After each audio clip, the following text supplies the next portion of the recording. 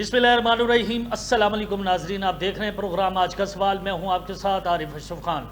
नाजरीन, मशरिक़ वुस्ता की बढ़ती हुई कशीदगी अफसोसनाक है। पहले अफ़गानिस्तान ने पाकिस्तान के ऊपर अटैक किया, फिर पाकिस्तान ने जवाबी कार्रवाई की, उसके बाद आज इसराइल ने ईरान के ऊपर जो यानी मिसाइल हैं वो दागे हैं। उसके बाद ईरान की जानिब से भरपूर तरीके से इसराइल को जवाब दिया जा रहा है और मुख्तलिफ जो स्टेटमेंट हैं इसराइल की तरफ से आ रही हैं और अफ़गानिस्तान की तरफ से भी आ रही हैं। और इसमें एक पेशन गोई अल जज़ीरा की रिपोर्ट के मुताबिक पेशन गोई की गई है कि भारत किसी भी टाइम पाकिस्तान के ऊपर हमला कर सकता है। और इसमें जब पाकिस्तान और अफ़गानिस्तान यानी कशीदगी के हवाले से एक दूसरे को जवाब दे रहे थे, तो उसमें अमेरिकन जो डोनाल्ड ट्रंप है, जो प्रेसिडेंट है, उनकी जानिब से एक स्टेटमेंट आया कि अब मैं किसी किस्म की इंटरफेरेंस नहीं करूंगा। नाज़रीन, ये बढ़ते हुए वाक़यात क्या तीसरी आलमी जंग तक पहुंच चुके हैं या फिर उसके जो ख़तरात हैं वो मंडला रहे हैं? अब ये तशवीशनाक सूरत हाल पैदा हो चुकी है पाकिस्तान के लिए और मशरिक़ वुस्ता के लिए। और रूस ने राब्ता किया है ईरान के जो हुकाम है उनसे और उनकी जानिब से मज़म्मत की गई है। और इस वक्त जो ईरान है उसने सऊदी अरब में, बहरीन में और इसके अलावा दुबई के अंदर, अबू ज़ैबी के अंदर जो कि अमेरिकन जो वहाँ पे अड्डे थे उनके ऊपर निशाना बनाया और उनको यानी डिस्ट्रॉय किया है। आज इन टॉपिक्स को डिस्कस करने के लिए हमारे साथ माहिर बिन अक़वामी अमूर शेख दानियाल साहब, जो कि गहरी नज़र रखते हैं इन चीज़ों के ऊपर, हमारे साथ मौजूद हैं। Sir, thank you very much for joining us. Sir, एक बात मुझे ये क्लियर कर दीजिएगा कि अमेरिका और भारत, इन दोनों की स्ट्रेटजी सेम है या फिर इस चीज़ को एक हवा दी जा रही है कि इंडिया का इसराइल के दौरे पर जाना, अमेरिका का फिर लाताल्की का ऐलान करना पाकिस्तान और अफ़गानिस्तान के मामले पे, और फिर इसराइल का ईरान के ऊपर हमला करना, आखिर ये है क्या सर? सर देखिए, सबसे पहले तो अगर आप देखिए हमारे इस वक्त बहुत ही अच्छे तल्लुकात अमेरिका के साथ जब से डोनाल्ड ट्रंप साहब आए हैं, फिर उसके बाद आपने देखा ये दूसरा विजिट हुआ है पाकिस्तानी प्राइम मिनिस्टर का, फील्ड मार्शल भी साथ थे, कितना उन्होंने अप्रिशिएट किया। और यकीनी तौर पे जब ये इंडिया ने हमारे ऊपर जारदारी की थी तो उसके अंदर इंडिया फिर रात की तारीकी में भागा और अमेरिका के पास गया और मिन्नतें की कि हमें किसी तरीके से बचा दे। तो अमेरिका के उसके बाद हमने अपना फिर क्योंकि लोहा मनवाया दुनिया के आगे भी। तो आपको पता है कि दुनिया में आप इस तरह कोई जंग जीतते हैं तो आपकी पोजीशन जो है नेचुरली एक डिफरेंट हो जाती है।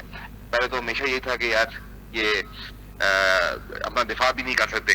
तो मैं नहीं समझता कि इस वक्त इंडिया ये तासर जरूर दे रहा है कि अमेरिका के साथ उसके मामलात बहुत अच्छे हैं, लेकिन मैं नहीं समझता खासकर नरेंद्र मोदी के हद तक अमेरिका को सपोर्ट कर रहे हैं इंडिया को। ठीक है।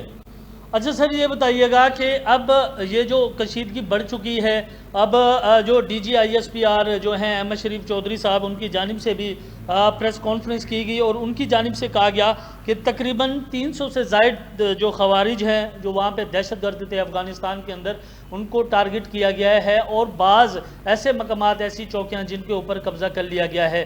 क्या अब भी पाकिस्तान की अफ़गानिस्तान के साथ जो कशीदगी है वो जारी है या फिर मुकम्मल तौर पर साइलेंट हो गया है काम? देखिए, बेसिकली अफगानिस्तान के अंदर हमारा जो मामलात है वो तो इंटेलिजेंस बेस्ड है। इवन जो कार्रवाइयां हुई हैं वो भी इंटेलिजेंस बेस्ड है। बदकिस्मती से आज से नहीं, हम किस कोई 10-15 सालों से ये चीज दुनिया को बता रहे हैं कि इंडिया ने 50-10 सफारत खाने अफगानिस्तान के अंदर खोले में एक बहुत बड़ी उनकी इंटेलिजेंस प्रेजेंस मौजूद है, जो वहां से बैठ के पाकिस्तान के अंदर चाहे DLA हो, चाहे दीगर ये तंजीम हो, तहरीके तालिबान पाकिस्तान, और तमाम इनकी जो है पुष्पनाई कर रही है। तो उस हवाले से इंटेलिजेंस बेस्ड तो हमारा जो नेटवर्क, हमें जारी बात काउंटर तो करना है, अपना दिफा तो करना है ना। दिफाई इदारों को प्रोएक्टिव होना पड़ता है। हम इंतजार नहीं कर सकते कि अगला हमला होगा तो उसके बाद हम स्ट्रेटजी बनाएंगे। हमें पहले से जो है जो इंटेलिजेंस एजेंसी उनका ये काम पहले से प्रिंट करते हैं और पहले से स्ट्रिंग को डिफ्यूज करने की कोशिश करते हैं। उस हवाले से तो यकीनन हमारा जो इंटेलिजेंस का नेटवर्क है वो पूरी दुनिया के अंदर मौजूद है और अफगानिस्तान के अंदर भी हमारी खसूसी, क्योंकि हमारी मजबूरी है ना। अब देखिए, जो दहशतगर्द पकड़ा जाता है उसके ताने बाने अफगानिस्तान से मिलती हैं, उससे पीछे जो ट्रेनिंग के लॉजिस्टिक्स हैं वो उसको इंडिया दे रहा है। तो पूरी दुनिया के आगे जो है, हम तो बड़े अरसे से ये कह रहे थे, लेकिन इंडिया ने एक अपना एक हिंसा करी और वो उस हवाले से एक बड़ा سافٹ ویئر امیج دنیا کو دکھایا تھا، لیکن اب دنیا کے آگے وہ ایکسپوز ہو گئے ہیں. اور صرف افغانستان کے اندر نہیں، اب کینیڈا کے اندر دیکھیں جو انہوں نے اپنی انڈین را نے جو سکھ مروائی ہیں، اس سے جو ہے دنیا میں بھی ظاہر ہو گیا کہ یہ کس قدر جو ہے ہندو انتہا پسند ہے نریندر مودی اور اس کی حکومت، اور وہ کس حد تک جو ہے وہ انسان دشمن ہے، ملک دشمن ہے. اور تک اپنے بھی دیکھا جائے، اب پنجابی جو ہے انڈیا میں رہنے والے ہیں وہ بھی سیف نہیں ہے، بہاری ہیں وہ بھی سیف نہیں ہے، انڈیا کے مسلمان بھی سیف نہیں ہے.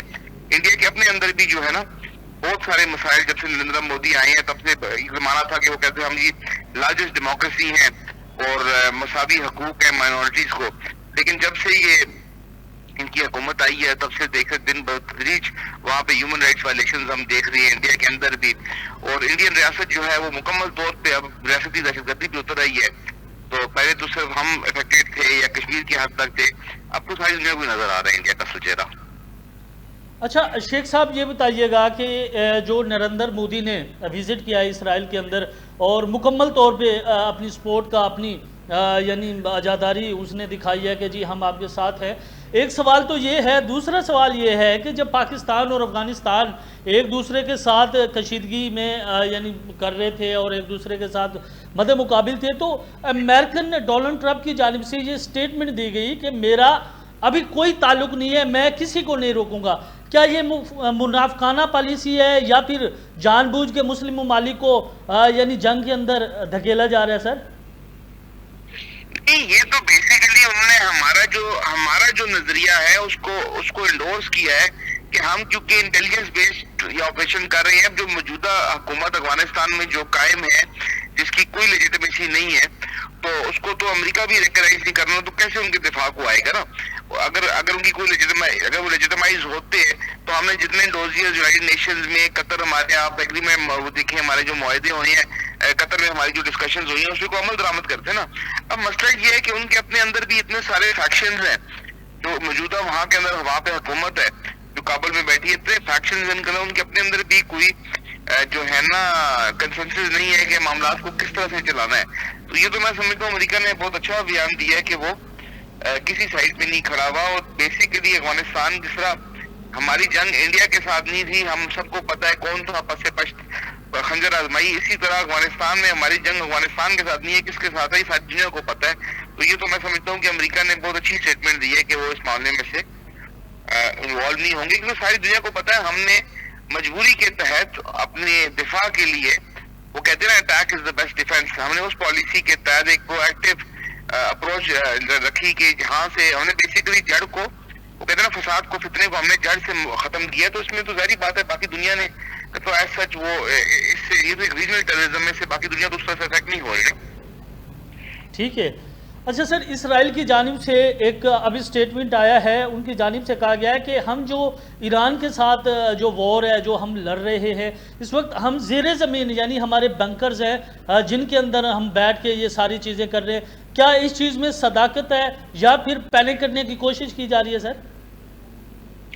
سر دیکھیے، ایران کی ڈائنامکس بڑی کمپلیکس ہیں. ایران خمینی صاحب کے بعد سے، جب سے خمینی صاحب نے ٹیک اوور کیا تب سے آپ دیکھیں نا تو ایران کانسٹنٹلی ایک بڑی سخت قسم کی ہارڈ سٹیٹ رہ چکی ہے اور ہمیشہ سے.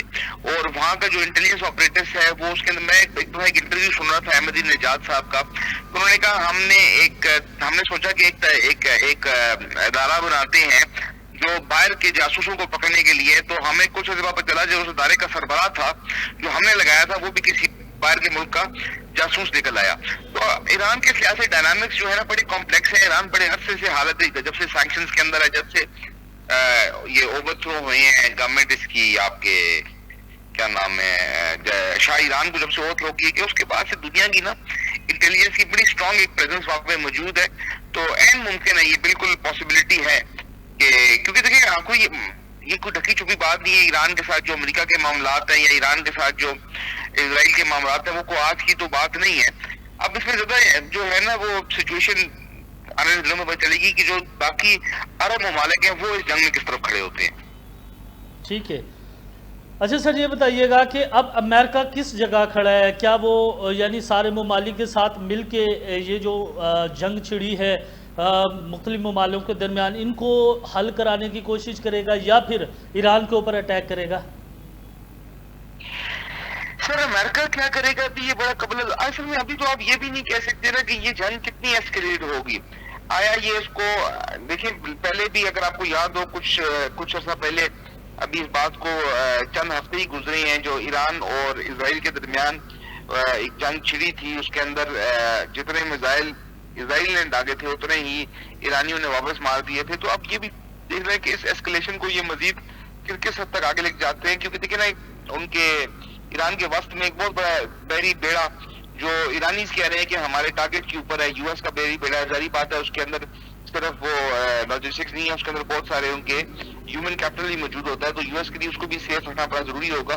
تو یقینی طور پہ ابھی بھی میں نہیں سمجھتا کہ یہ کوئی فل اسکیل جنگ چھڑ چکی ہے, اور ابھی کہنا بھی کچھ قبل وقت ہوگا. دیکھیں اب ہمارے جب انڈیا پاکستان کی سچویشن دیکھیں تو رات کو ایسے لگ رہا تھا کہ نہ جانے یہ جنگ کہاں تک چلے گی, لیکن صبح اٹھے ہیں تو سیز فائر ہوا تو سائڈ سے, تو اس لیے آپ کچھ نہیں کہہ سکتے اس سینیریو کے اندر جو ہے کہ یہ کتنا عرصہ چلے گی یا کہاں تک جائے گی. جنگ جو ہوتی ہے نا اس کو کوئی بھی پریڈکٹ نہیں کر سکتا. بعض اوقات جو ہے ایک چھوٹی چنگاری جو ہوتی ہے وہ عالمی جنگ بن جاتی ہے, اور بعض اوقات جو ہے بہت بڑی بڑی سچویشن جو ہے وہ ڈیفیوز ہو جاتی ہیں. اب اس میں بھی ایک اور فیکٹر بھی ہے, دیکھیں اب چائنا کا بھی بڑا وائبرنٹ رول ہے. چائنا کی یہاں پر بھی ایران میں بھی پچھلے کچھ سننے ہیں کہ چائنا کی کافی ساری انویسٹمنٹ ہے. چائنا یقیناً ایک گلوبلی ایک بڑی پاور رکھتا ہے اور اس کی بات سنی بھی جاتی ہے. پھر پڑوس میں روس بیٹھا ہوا ہے, روس کا بھی یہاں پہ سٹیک ہے. اب روس کس طرف جاتا ہے, تو یہ مطلب میں نہیں سمجھتا کہ اس طرح سے میں اسکلیشن دیکھ رہا ہوں اس کے اندر عنقریب. مجھے تو لگتا ہے کہ یہ معاملہ عنقریب ڈیفیوز ہو جائے گا. اچھا سر, اس میں اب جو ایران سے جو بیانات آئے ہیں ان کی جانب سے کہا رہا ہے کہ جو ہمارے پاس بیلسٹک میزائل تھے اور باقی جتنے میزائل تھے وہ بہت پرانے تھے. اب جو ہم نئے کریں گے وہ امریکہ کو دکھائیں گے کہ ہم کس اسٹریٹجی کے ساتھ آ رہے ہیں. کیا آپ سمجھتے ہیں کہ جو ایران نے جو امریکن اڈوں کے اوپر حملہ کیا, اٹیک کیا ہے مختلف ممالک میں, کیا امریکہ اس کا پھر پلٹ کے جواب دے گا, یا پھر اس کی جو اسٹریٹجی ہے وہ اسٹیٹ رہ کے کہ جی میں بس یعنی میں اپنی جگہ پہ قائم ہوں, جو اسرائیل اور ایران ہے وہ کرنے دیں ان کو. کیا کہنا چاہیں گے سر؟ اس سے پہلے میں آپ کو بات ہوں, اگر آپ کو یاد ہو نا, دیکھیں امریکن سی آئی کا ان کا ایک کوڈ آف کنڈکٹ ہے کہ تقریباً 35 سال بعد نا وہ اپنے ڈاکومنٹ پبلک کر دیتے ہیں. تو جس وقت شاہ ایران کے خلاف بغاوت ہوئی تھی اس وقت جو ان کی ڈاک جایا کرتی تھی نا, جسے ہم ڈپلومیٹک میل کہتے ہیں, وہ جایا کرتی تھی, اس کے اندر اس اپرائزنگ کو یہ کسی بھی کھاتے میں نہیں ڈال دیتے اور کہتے کوئی اتنا بڑا ایشو نہیں ہے, شاہ کی گورنمنٹ اس کے اوپر قابو پالے گی, خمینی یہ ایک چھوٹا سا مولوی ہے, ایک علاقے تک محدود ہے. مطلب اس طرح سے ان کا خیال تھا کہ وہ جو اپرائزنگ تھی اس کو شاہ کی گورنمنٹ ٹیکل کر لے گی. تو یہ میرے کہنے کا مقصد یہ ہے کہ دنیا کی جو انٹیلیجنس ہے اس نے ماضی میں بھی ایران کو بڑا غلط جج کیا. ابھی بھی خاص کر کیونکہ اتنے لمبے سینکشنز کی وجہ سے ہمیں نہیں پتا کہ ان کی ملٹری کیپیسٹی کیا ہے. ہاں, شاہ کے دور میں ایک بہت ہی زبردست اور طاقتور ملٹری تھی, اور اس وقت کے حساب سے بڑی ایڈوانس تھی, اور بہت ساری روسی ٹیکنالوجی ان کے پاس موجود تھی. اور اس کے بعد اتنے عرصے کے اندر چونکہ وہ دنیا سے کٹ آف رہے ہیں, تو یہ اب دنیا نہیں میں سمجھتا پریڈکٹ کر سکتی کہ ان کے پاس ایکچولی کیا کیا ہتھیار موجود ہے یا کیا کیا موجود ہے. اب کیا امریکہ اسرائیل کے دفاع کے لیے آتا ہے, یہ تو تبھی ہم آئیڈیا لگا سکتے ہیں کہ معاملہ اسکلیٹ کہاں تک ہوتا ہے نا. ابھی تو جس طرح کہ ادھر سے ہی میزائل چل پڑے ادھر سے بھی چل پڑے, این ممکن ہے کل پرسوں آج کل یہ معاملہ ہی ڈیفیوز ہو جائے. ٹھیک ہے. اور سر یہ بتائیے گا کہ اب پاکستان کے پاس کیا چوائس ہے کہ وہ اب کس طرف کھڑا ہوگا, یا پھر جو کشیدگی بڑھ چکی ہے اسرائیل ایران کی, افغانستان کی, پاکستان کی, پھر بھارت کی پاکستان کے ساتھ, یعنی مشرق وسطیٰ میں یہ جو صورتحال ہے, پاکستان کا جو موقف ہوگا وہ کیا ہوگا, آپ کا کیا تجزیہ ہے اس حوالے سے؟ سر سب سے پہلے تو جو ہے نا میں آپ کو بتاؤں کہ بحیثیت مسلمان, دیکھیں ہم سب سے پہلے مسلمان ہیں, اس ملک کی بنیاد بھی کلمے پہ رکھی گئی ہے. تو اگر ہم کہ بحیثیت مسلمان کسی بھی دوسرے مسلمان ملک کے اوپر یا کسی بھی ملک کے اوپر فار دیٹ میٹر کسی قسم کی جارداری ہو رہی ہے اور ہم اس کے اوپر ایک بلائنڈ آئے رکھ لیں, تو یہ تو obviously پاسبل نہیں ہے. لیکن میں نے جس طرح پہلے کہا نا, اس وقت سچویشن جو ہے جب تک اس میں کوئی کلیئرٹی نہیں آتی, لیکن یہ ایگزیکٹ سچویشن آج سے کوئی 2-3 مہینے پہلے بھی ایران اور اسرائیل کے درمیان یہ ایگزیکٹ سچویشن بنی تھی. اس کے بعد معاملہ ڈیفیوز ہو گیا تھا.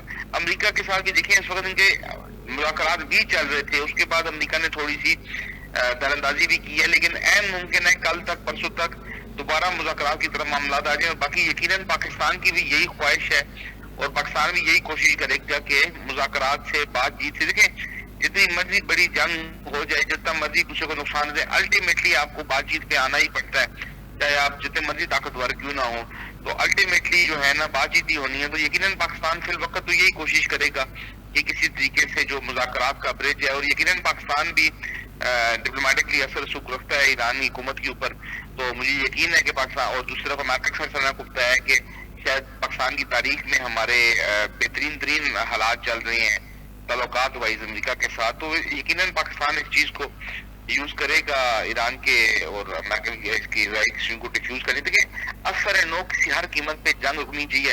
ہم نے غزہ میں صورتحال دیکھ لی ہے، الٹیمیٹلی نقصان جو ہے وہ انسانیت کا ہوتا ہے، لیکن ہم کہتے ہیں جنگ میں سب سے پہلی موت جو ہوتی ہے وہ سچائی کی ہوتی ہے، جب جنگ چل پڑتی ہے نا تو پھر لاجک اور سچائی ختم ہو جاتی ہے۔ تو ہماری تو یقیناً یہی کوشش ہوگی کہ جتنی جلدی ہو سکے دوبارہ سے مذاکرات کا باب شروع ہو تاکہ جو ہے یہ ٹھیک ہے، لڑائی ٹل جائے۔ آپ کا پوائنٹ آ گیا۔ میرے آخری دو سوال ہوں گے شیخ دانیال صاحب۔ ایک تو الجزیرہ کی ابھی رپورٹ کے مطابق کہ بھارت پاکستان کے اوپر کسی بھی وقت اٹیک کر سکتا ہے۔ اب میرے خیال میں بھارت ایک بھیانک غلطی کرے گا کہ پہلے کئی دفعہ ان کو جس طریقے سے پاکستان نے سبق سکھایا ہے، میرے خیال میں وہ نہیں بھولا ہوگا ان کو۔ لیکن یہ جو رپورٹس ابھی آئی ہے الجزیرہ کی، کیا آپ سمجھتے ہیں کہ یہ ایک انالیسز ہے ان کا اپنا، یا پھر ایسی کوئی پیشن گوئی ہے کہ بھارت بھی پاکستان کے اوپر اٹیک کر سکتا ہے؟ سر دیکھیے بھارت نے جس طرح سے ہمارے اوپر پچھلا اٹیک کیا ہے نا، اس کا اگر آپ ذرا سے ڈائنامکس دیکھیں وہ کیا تھے۔ انہوں نے پہلے ایک پہلگام میں اپنے اوپر ایک حملہ کروایا، ایک دہشت گردی کا حملہ کروایا، پھر انہوں نے کوشش کیا کہ اس کا مدعا جو ہے ہم پاکستان میں ڈال دیں گے، پوری قوم پوری دنیا کہے گی جی پاکستان دہشت گرد ہے۔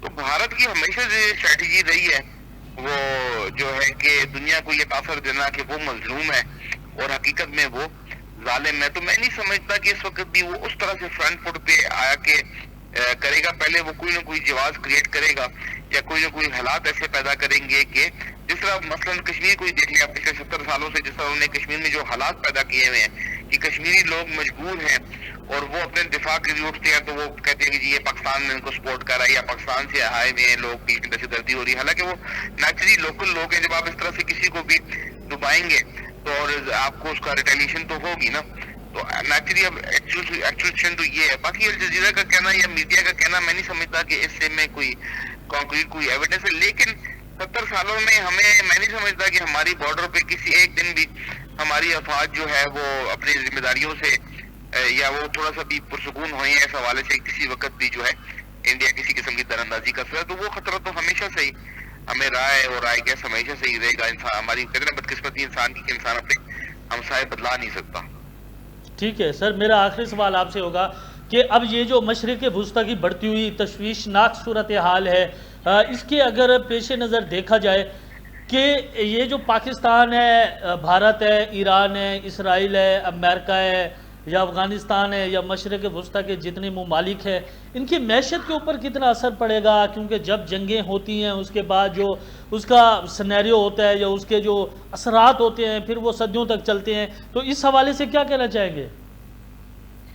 سر ابھی آپ دیکھیں نا بالکل ریسنٹ اس میں جو روس کی اور یوکرین کی جنگ تھی، اس کی وجہ سے جو دنیا بھر میں کھانے پینے کی اشیاء مہنگی ہوئی ہیں، ابھی ہم اس کے بوجھ سے باہر نہیں آئے، بلکہ اگر تھوڑا پیچھے چلیں وہ جو قدرتی آفات ہی ہے کووڈ کی، اس کی وجہ سے ابھی تک ہماری شپنگ انڈسٹری، پروڈیوس انڈسٹری، بہت ساری انڈسٹریز اپنی جگہ پہ نہیں آئی۔